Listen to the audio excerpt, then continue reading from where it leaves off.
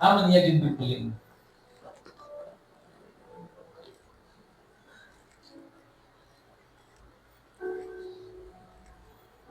So, amin yan. So that also supports the second Corinthians what?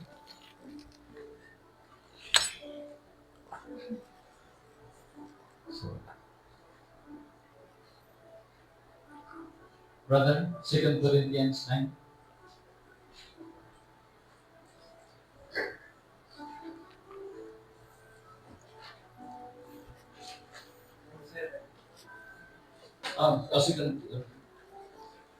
Second Corinthians 7. 9:7, okay.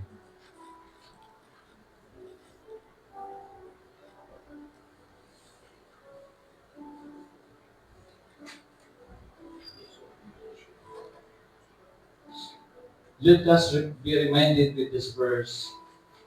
Each of you should give what you have decided in your heart to give, Nakakabasa ka mo.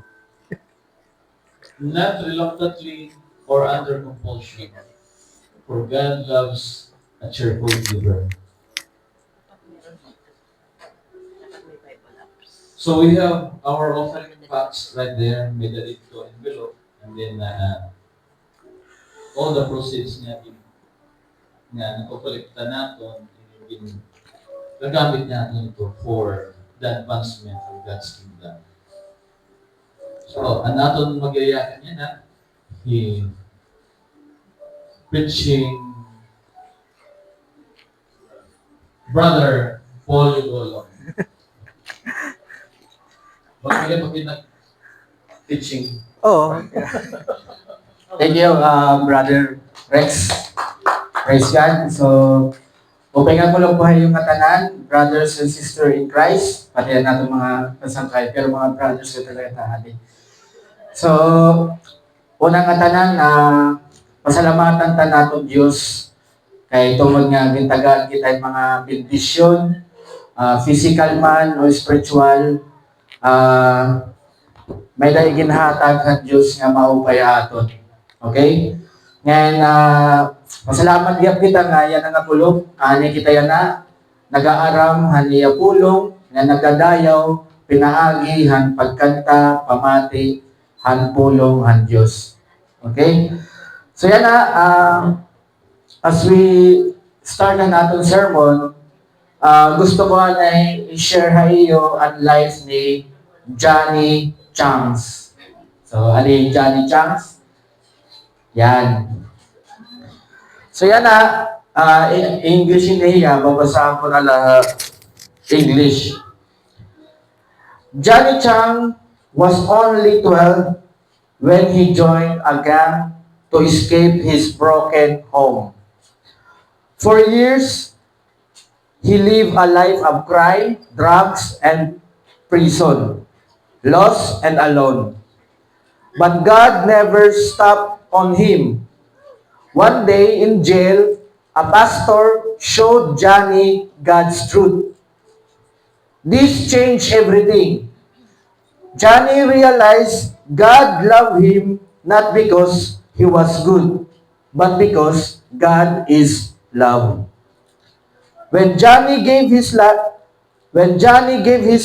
to Jesus, his anger turned to peace and his emptiness to joy.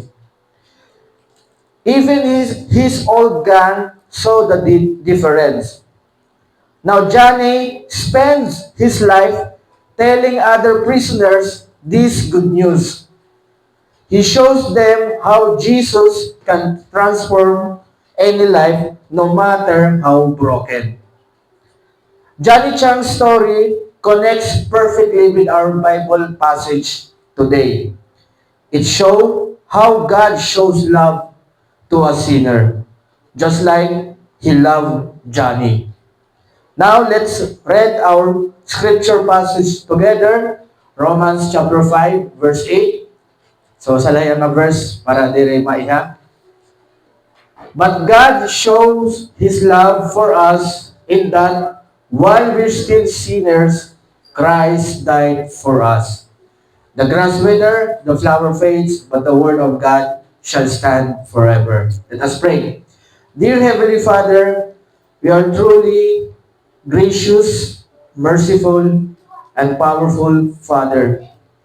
Father, we are here to give you praise and honor, and we humbly asking to you, Father, that you be the one who speak and allow us to have understanding. And we also pray for family ni Brother Rainier that you release peace and comfort and increase the faith of Brother Rainier. And Father, thank you for everything that you have done for us in Christ. We pray this in the mighty name of Jesus, who is our Lord and Savior. The book of Romans was written by Apostle Paul in Brother, pwede pakita naman baka nahingatulog yung ako. So, the book of Romans was written, kaya natin passage yan na is Romans chapter 5, verse 8. So, the book of Romans was written by Apostle Paul in 56 AD. It was mainly for the Christians in Rome, the capital of Roman Empire. The letter of Apostle Paul is full of important truths about God that we need to know. These truths help us to have right faith for God's glory in Christ Jesus. Reading and studying this book helps us grow stronger in faith. So damo na ako nakilala nga through the book of Romans, nag-matured an era of faith. Diba? Amen ba? Oh, amen. Brother Jerry, ang nagbago. Saan nga nagbago? So yan na, our passage shows God's love as the reason Christ died. So our sermon title will be Love That Saves. So ano tatong title, tatong sermon? Love That Saves. So let's go back, may the next slide, ano po ito? As we study Romans chapter 5, verse 8, in this verse, we see God's action. And the action of our God is shows His love. Now, for another word for shows is demonstrate. God demonstrated His love by sending His Son to die. As the verse says, Christ died. So that is expression of God's love. So, gin-express ni God, ginpakita kan Diyos, aniya pagigugma, pinaagi han kamatayon, aniya bugtong nga anak nga Jesu-Kristo. This love is not shallow or meaningless because it cost God the life of His beloved Son. Okay? Our Lord Jesus. Jesus faced death to prove this kind of love. Imagine if you are a father with only one son, para sa akon. Would you be willing to give up your son's life to show your love? Most fathers would never do that. So, diri ko talaga igahatagit kinabuhit akon anak na lalaki para kulay pakita akon pagigugma. Di ba? Para aton tuyaw ito nga tatay. But God did, and this verse proves it. So this is our first point. We must believe in God's great and unconditional love through Christ Jesus. What God did by giving His Son is similar to Abraham's willingness to sacrifice his son Isaac. So yun na hindi nakabasa ang life ni Abraham. May dala ba? Waray pa? So yan ang magbabasa kita. Genesis chapter 22, verses 1 to 12, pero di rin natin makato kita 1 to 12. Makato lang kita han verse kundi na willing hi Abraham i-sacrifice niya usang nga anak nga kay Isaac. So Genesis chapter 22, verse 1 to 2. After these things, God tested Abraham and said to him, Abraham. And he said, Here I am. God said, take your son, your only son Isaac, whom you love, and go to the land of Moriah and offer him there as a burnt offering on one of the mountains of which I shall tell you. Makul ba maghatag hin Lord, higad hintes?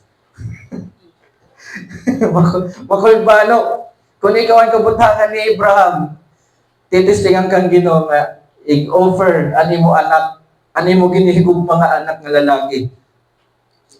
Sakita naton, i-offer mo brother. May pasaway. Valid joke. So, next verse. When they arrived at the place where God had told him to go, Abraham built an altar and arranged the wood on it. Then he tied his son, hinigot na niya na, Isaac, and laid him on the altar on the top of the wood. And Abraham picked up the knife to kill his son as sacrifice. Ano kaya sunod niya natabo? Next verse. At that moment, the angel of the Lord called to him from heaven, Abraham, Abraham. Yes, Abraham replied, Here I am. Don't lay a hand on the boy. The angel said, Do not hurt him in any way, for now I know that you truly fear God. You have not withheld from me even your son, your only son. Grabe kakulba ni Lord maghatag hintes. This event in the Bible was a shadow of what God would later do through Christ's suffering and crucifixion. So, ang natabo sa Old Testament, Genesis, kan Abraham, na willing hiya i-sacrifice ang iya anak nga Isaac, nga iya ginihigugma nga anak, it is a shadow of God and redemption plan. Nasugad niya pi God, He is willing to give up His Son. So, foreshadow niya. That's why in the Old Testament, waray ito nila event nga waray purpose. May dito purpose ang Diyos kaya no niya gintugutan ito nga event. We can only say for now that this love is truly great. Amo lang ako mayayakan na ang Diyos willing niya, igatagan niya, hinigog mga bugtong anak, ako na masisiring ito, great love. Kung may dapat tumalabaw, kamo na itong bahala. Kamo ang tama. So as Jesus Himself tell us in John chapter 3 verse 16, pamilyar na kita ini, For God so loved the world that He gave His only Son, that whoever believes in Him should not perish, but have eternal life. This shows God gave His Son because of love. So the reason why Jesus came because of God, love of God, that is the reason. Out of His love, why Jesus came. We who believe in Christ must trust in God's love for us. We must trust God's love. This love is unconditional, as we see in Romans 5:8. But He showed His great love not when we were good, but while we were still sinner. So in that verse, makikita natin, ginpakita han Diyos sa niya, higugma, didahan, makasasala pa kita. Waray ginpakita, ang Diyos sa niya higugma, didahan maupay kita. Diri. Pero han panahon nga makasasala pa kita, iya na iginpakita ang niya pagigugma. Ha? Enemies. Oh. Nanaktaw ka dayon. So yan na, ito nga pagigugma na makikita natin, masisig natin nga unconditional love. Kaya kita ng mga tao, natural lahat aton na napakita kita pagigugma o sa katao kung kita nakaabatin kaupayan o sa katao. Tama ba? Pero ang aton Diyos iba. Bisan, waraya na kita nga kaupayan, kay tungod nga makasasala kita, iya lagi ang pakita aniyang paghigugma haaton. Han malabad pa kita, han matigka pa naton ulo, di ba? Hasta pa yan na mo lagyap. Di ba? Nahinomduman ko ito, han panahon nga gini-invite akong Bible study, diri ako na-attend, kay damo na akong excuses, kay may karanto na mga lakat at barkada. Pero maupay na lang ang Diyos, hindi ang klase nga pagigugma nga mayada hiya, diri parehit ka ng tao. Kasi kung parehulat ka ng tao nga ang Diyos, mapakita yung pagigugma, base yan naton kaupayan, diri mapakita ang Diyos ang gugma. Kaya ano, waray kaupayan naton. Niyan makikita naton. So yan na, ito nga love nga dadida is the Greek word agape. So, ano ba ka rin si Greek word? FYI, ang Bible, ano yung original language, diri English, Tagalog, or Waray. Ano yung original language is Hebrew, Greek, and Aramaic. Naging translate na English, Tagalog, and Waray. So, ang love na nakaton atong main passage, ano yung Greek word is agape. So, ano ba't agape? Manali kita din ito sa maray na signal. So, agape is love, generosity, kindly concern, devotedness, love in the New Testament, usually the active love of God for His Son and His people, according to Step Bible. Now, this is the deepest, most perfect kind of love. We can receive this amazing love from God only through Jesus Christ. So, diri mo ini ma-experience ang agape na tikang ha Diyos or special love nga tikang ha Diyos kung waray kang Kristo.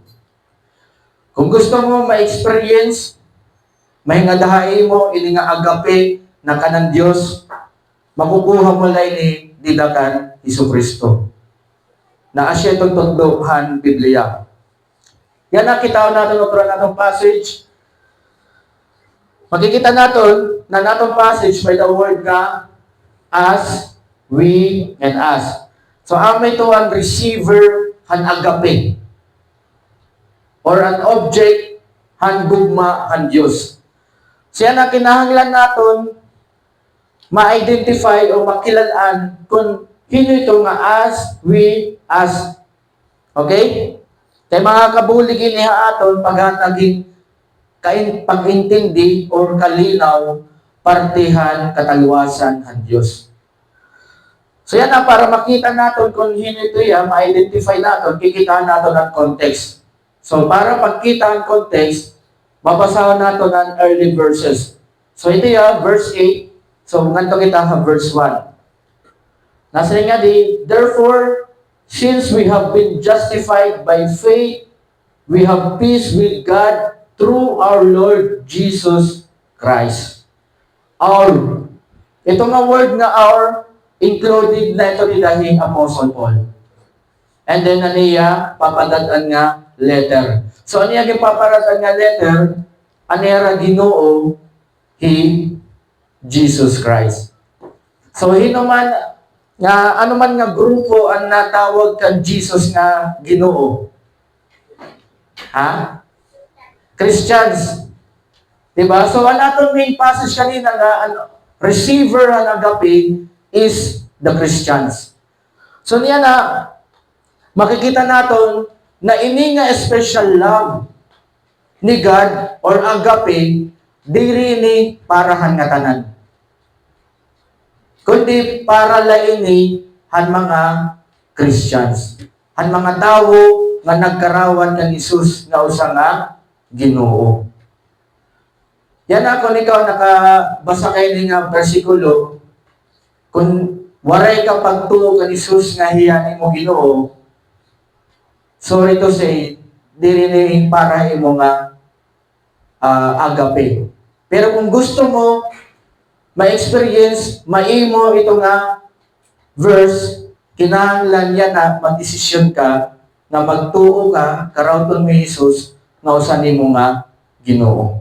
Sugad man, kada Apostle Paul, na gikarawan nila ni Jesus as their Lord, na experience nila ini nga agape. Okay? Amen ba? Amen. This love of God for His people, amin ng mga Christians, makikita natin ng main passage natin, ini nga Greek word nga agape is in the present tense, an active voice. So ini nga agape, present tense niya. So ang love ni God, diri ang una.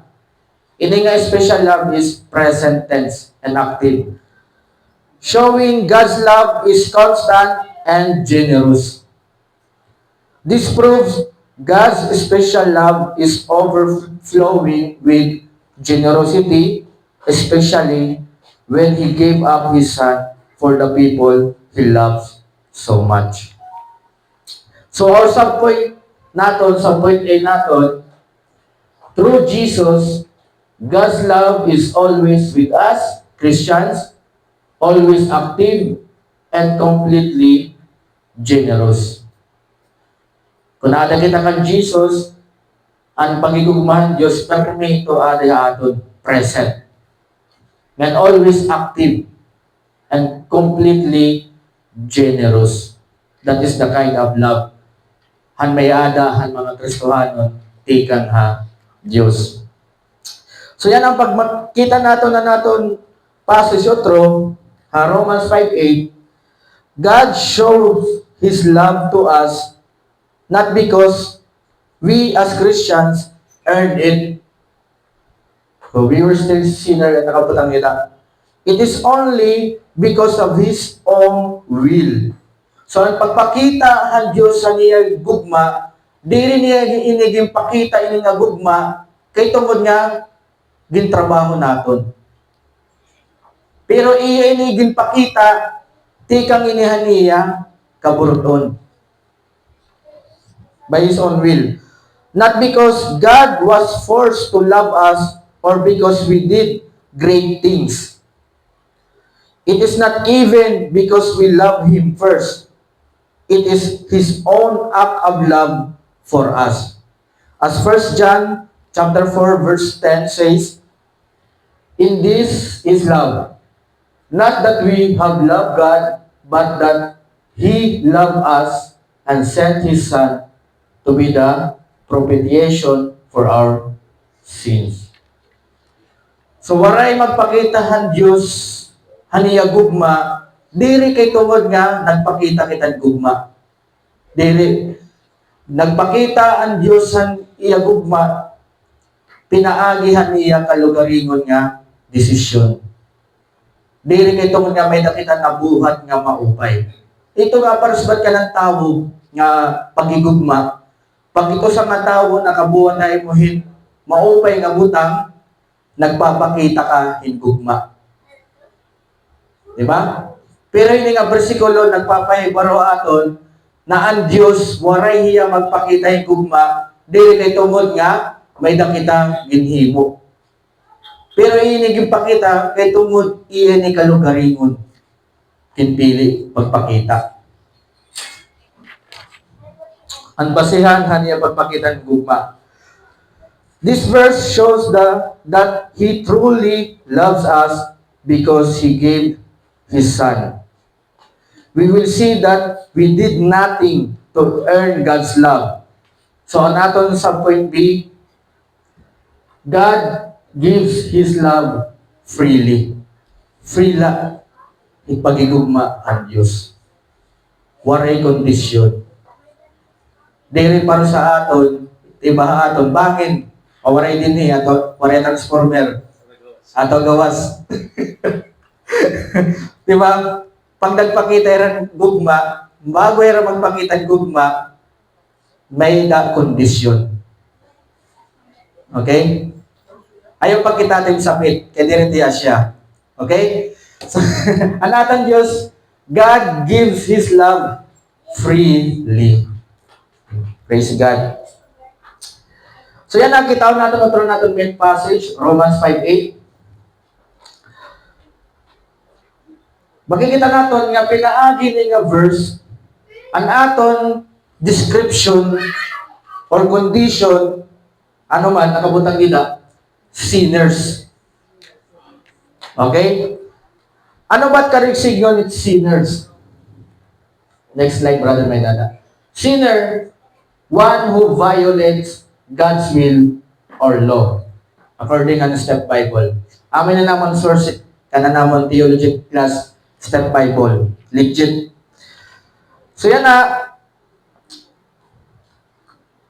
ang aton kabutangan or description or kakilalaan, sinner kita or makasasala. Na ang karagsigyon, nag-violates kita. Ano ba't waray-waray violates? Nagtalapas, sumupak, waray mag-tuman. Para sa kapit ang Brother Jerry na sharing gospel hangadaman, alsan ka mo dan waray sala. So, makikita natin, bisan ang mga Christians, ang tawuhan Diyos, makasasala, karigsigon, tumalapas iya, hanbalaod or kaburoton han Diyos. Okay? So, ito aton description. So, yan na, ini nga kamatuoran na natugkabutangan, makasasala, ginpatunay gapinihan early chapter. Romans 3:23, nasa nga din nga, for all have sinned and fall short of the glory of God. All have sinned. Christians ka man or non-Christian, we are all the same. Sinners. Okay? Amit na natin kabutangan. So yan na natin second point, we must recognize that we are sinners. As the Bible state, kinahanglan makasabot ka nga makasasala ka. Importante hinduro nga makasabot kita in atong sitwasyon. O may pagpagtagan ng tubig. O may makasabot ka atong tinuod nga sitwasyon nga nakabase sa Biblia na kita makasasala. So yan na, ang problema kasi ang mga tao nga diri nakarawat na makasasalahera, ang Bible may ada serious warning kung diri mi nakakarawton nga truth. Makikita natin sa 1 John chapter 1 verse 8, if we say we have no sin, we deceive ourselves, and the truth is not in us. This verse warns us, if we don't admit we are sinner, we're only fooling ourselves. The truth according to God's word is that we are all sinners. If we deny this truth, God's truth does not live in us. We will never find true satisfaction or fulfillment in this life. This is our dangerous situation if we refuse to accept what God says about us. Let us follow the example of Apostle Paul, who openly admitted he was a sinner. 1 Timothy chapter 1 verse 15. Nasa ni Apostle Paul kay Timothy, the saying is trustworthy and deserving of full acceptance, that Christ Jesus came into the world to save sinners, of whom I am the foremost. Paul didn't hide his sinful nature. He called himself the worst of sinners. Yet he experienced God's mercy. So, kinahanglan naton at karawton na kita makasasala. May lagay ito ginistorya ni Jesus na parable, duha ka lain nga tawo nga nagaampo, ang tax collector and Pharisee. Ano ba ito nakabasa na? Nasa rin ang Pharisee, nagaampo, katubangan niya tax collector. Lord, upay nala, dirang parusini nga makasasala. Di ba? Ang tax collector in tawon, karawan gud niya nga makasasala ya. Dili nga ni ko niya makahangad alangit kay tungod haniya pag kilan-an niya kalagaringon nga makasasala hiya. Pero nasing Jesus, haira nga duha, nalipay ang Diyos ditohan tax collector. Ang mapinopsano. So karek sigon, ang pagkarawat nga usa ka nga makasasala, pagpapakita yan, humility before God. Diba? Humility. Now, aside ng Bible na nagpapahibaro aton nga kita makasasala, ang Biblia nagtututog gihap na ang aton Diyos nagpapanis siya ang sin. Okay? Kita natin sa Romans chapter 1 verse 18. But God shows His anger from heaven against all sinful, wicked people who suppress the truth by their wickedness. Ano ko nahinugduman nila nga story from the Bible. God shows His anger from heaven against all sinful and Noah's ark and flood and lunog. Nagkaada yung lunog kay tungod ginugmanahan Diyos ang mga tao hanera sala. So amit ano sa nga example nga nagpapakita na ang Diyos ginpapanis niya ang sala.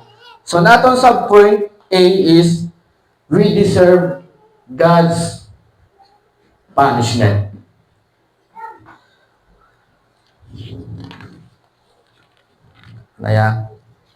We deserve God's punishment. Not only do we deserve God's punishment because of our sins, ang aton main passage, ginpapakita kay ano in Jesus Christ namatay para aton. Kaya nato next, ang aton passage. Okay. Ang Romans 5:8, wala ko kabutang, ang aton main passage, ginpapakita kanto kay ano namatay in Jesus Christ. Because we have no ability to save ourselves from God's punishment. Amin ito sa nga reason kaya namatay ni Christ Jesus. Because we have no ability, power, to escape from God's punishment. Ngayon, confirm kaya niya Romans 5:6, early verse. When we were utterly helpless, Christ came at just the right time and died for us sinners. So, ang natin subpoint B natin, makikita natin yung nga verse is, we were utterly helpless. Gindi-describe niya natin condition. We are helpless. We can do nothing to save ourselves from punishment. We need Christ Jesus. So, natin point B, we can't rescue ourselves from punishment. We can't rescue ourselves from punishment. As the verse says, we were helpless, but praise God, God never abandoned us, His people, the Christians. God saves us through Christ Jesus. As we read in our passage, Romans chapter 5, verse 8, out of His love for us, Christ died for us. As I mentioned earlier, this was by His own will, not because of our own goodness or anything we have done. Christ Jesus was a free gift from God, given out of His love, not a reward or payment for us. So ang pagkamatayon ni Jesus Christ is not a reward or payment hanaton kalugaringon. Because our condition was helpless. Now, let's look the previous verse because it helps us understand God's love. Romans 5:7. So, previous verse na natin main passage. Nasa nga din Romans 5:7. Now, most people would not be willing to die for an upright person. Though someone might perhaps be willing to die for a person who is especially good.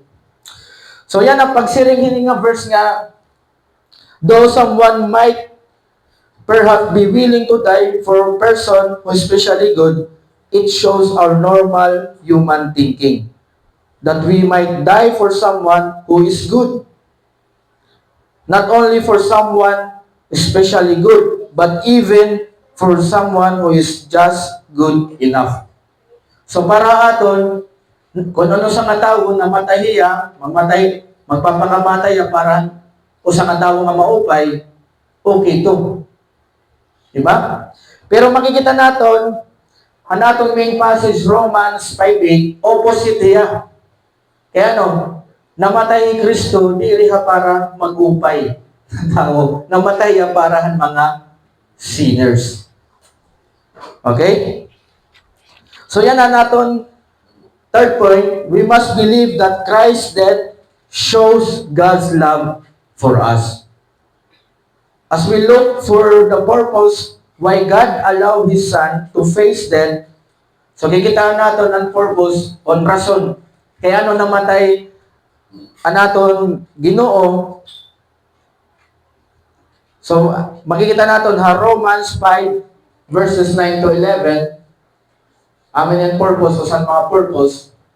Verse 9, and since we have been made right in God's sight by the blood of Christ, He will certainly save us from God's condemnation. Next verse. For since our friendship with God was restored by the death of His Son, while we were still His enemies, we will certainly be saved through the life of His Son. Next verse. So now we can rejoice in our wonderful new relationship with God because our Lord Jesus Christ has made us friends of God. These verses teach us about the penalty of sin. We were under God's condemnation. That is the penalty of sin. God's condemnation. We were enemies of God because of sin. We couldn't rejoice before God. But praise God in Christ. The wages of sin are no longer ours to pay. Christ Jesus saved us by His death. He paid sin's penalty for us. So natong subpoint kay naton ang passage, nawara. Let us trust in Jesus because He gave His life to save us from sin. Okay? Wala na. So yan na. Kita natin na Romans para makita pa natin ang wider na purpose kaya namatay ni Jesus aside na ang penalty ang sin. The wider purpose is, kita natin Romans 6:11-12. So you also should consider yourselves to be dead to the power of sin and alive to God through Christ Jesus. Do not let sin control the way you live. Do not give in to sinful desires. Do not let any part of your body become an instrument of evil to serve sin. Instead, give yourselves completely to God. For you were dead, but now you have new life. So use your whole body as an instrument to do what is right for the glory of God. So ang usahan pinaka-purpose, labot lang han kamatayon ni Jesus para haaton, labot lang talwason kita han pinalitadan sala, hanusan pinaka-purpose is para gamiton kita han Diyos para haniya himaya. Amo ito no sa nga purpose kaya no kita gintalwasan Diyos pinaagi kan Jesus para kita maging instrumentohan Diyos para haniya himaya. And praise God na gintagaan kita han Diyos han kalayaan han sala. Pwede kita mag-enjoy han sala, pero maaram kita sa ringan Bible, katapusan ito, wrath, punishment, God's punishment, death. So praise God, gintalwas kita ito nga consequence of sin. So yan na natin ginaram nga main passage, nagtutudduha aton na ang Diyos ginpakita niya gugma ang panahon nga makasala pa kita. Kareng signon, pwede kita dumaop yan na ang Diyos kung hinuman kita. Diba? Diri mo na kinahanglan tadumon tim kalugaringon sa no ka dumaop ang Diyos. O sa itong illustration na for example, may ada ba di aton sa no hiya nakarigo, maglilimpyo na yan nga kalugaringon. Makarigo na ako, anay maglilimpyo lang ako ta kalugaringon. Diri, di ba? Asya ka nakarigo para ka mag-limpyo. Haamo mga pamaagi, ighatag na naton, isurrender naton na naton life, yan na ang Diyos. Kung hinuman kita yan na, ano man naton problema, ano naton weaknesses, ano man naton kabutangan, ihatag natin ito yan na ang Diyos. Na ng Diyos ang magtatrabaho ha aton, pinagihin niya pulong. As we close, gusto ko na share ayon natin, big idea, we must believe in God's great and unconditional love for us in Christ. His love is always with us, always working and given freely. Not because we deserve, since we are sinners who deserve punishment, but Christ died to save us from sin, proving God's love. So we must trust Jesus as our Lord and Savior. So, amitiya, brothers and sisters, kunya na, waray ka pa kasiguraduhan, hanimo eternity, imo katalwasan, ang Biblia nagtututua aton, nagpapaibaro aton, tanan kita, tikadtuha, impyerno, kay tungod nga, makasasala kita. Yan na siya itong punishment ni God. Pero, mapinala na may anang pagigugma, han Diyos. Nabisan kita makasasala, may ada kita chance makalikay han punishment han aton sala. Ang ginhatag han Diyos nga pamaagi kung kita masurrender ha Ginoo. Nga ang saad ni Jesus, ang atong Ginoo diri maarang magbuwa. Aniya saad, whoever believes on Him shall not perish but have eternal life. Diri lang sa Jesus, maybe 50% eternal life. Diri, sa niya, have eternal life. Kabug-usan. So brothers and sisters, friends, kung ikaw ito yan na, waray mo pa i-surrender mo kinabuhi, hatong Ginoo, amin niyan God's perfect timing hay mo. Natuda ko nga diri ni aksidente, kaya ano ka nakabati, hininga mensahe, kinplano ni han Diyos na makabati ka. Para makasabot ka, aniyang katalwasan, nga dida an agape or special love, dida nga katalwasan, pinaagi kan Jesus. Let us pray. Dear Heavenly Father, we praise you, we honor you because of your great love for us in Christ. Na bisan kami pasaway, bisan grabe ang sala, bisan sobrang kamatigan namon ulo, still yung pakita mo lagyap ani mo pagigugma haamon. Nantungod ito nga pangigugma nimo haamon, di na kami makakarawat han katalwasan, pinagit pagtuo kan Isus. Inampo ko Diyos kung hinuman ani din hiya na nga waray pa relasyon haamon Ginoo nga Kristo. Buligan mo hira nga magkaaday relasyon, ikawan magtrabaho, ikaw mag-abrin ang kasing-kasing, ano na huna. Pasayloan kami hanapon mga sala, pasayloan mga panahon nga matigaw pa naman huna-huna yung kasing-kasing nga dahi mo. Inapo ko Diyos, ang kada usa nga aniya na dinhi, gamiton nimo para nimo himaya na habang ali pa kami hapapawan tuna. Dayawon ka wari katapusan, ginapon na wari ni hangaran ni Jesus. Amen. So, magkuhan na naton closing song. Sorry, communion. Nagalimot ang program. Brother Inso, communion.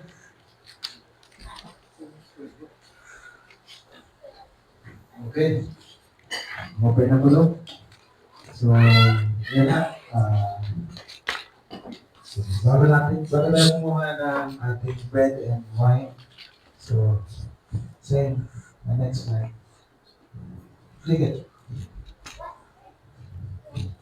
So, explain natin kasi may mga bago naman tayo ulit na bisita. So, dapat ito na isa sa